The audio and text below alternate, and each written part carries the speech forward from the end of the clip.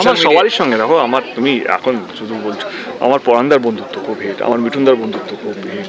তো আমার মনে হয় কি আমি এখন দেখতে পাচ্ছি, যেটা বুঝতে পারছি, ছেলেদের সঙ্গে জুটি বেশি হিট হচ্ছে দেন হিরোইনদের সাথে। এটা ঠিকই, এবার ঠিকই ধরেছো, বাট প্রত্যেকটা ছবিটা একটা আলাদা একটা রিকোয়ারমেন্ট থাকে। অ্যান্ড অফকোর্স আমি এই ছবিটা আমি যিশুদা ছাড়া হয়তো করতে পারতাম না, যেটা আমি যিশুদাকে বলেওছি যে মানে যিশুদা এখন প্রচণ্ড ব্যস্ত।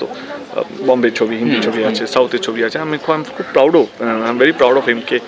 একটা বাঙালি ছেলে, বাঙালি হিরো যাকে আমি চিনি, যে নিজের দাদার মতো।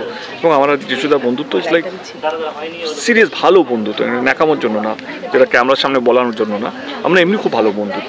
এবং এই ছবিটা যখন আমরা স্ক্রিপ্ট লেভেলে কাজ করছিলাম, আমি আর রিনো প্রথম দিন থেকে ডিসাইড করেছিলাম কি এই ছবিতে আমরা যিশুদাকেই নেব। এবং যিশুদা কিছুতেই টাইম দিচ্ছিল না, যা হয় নিজের ব্যস্ততার জন্য।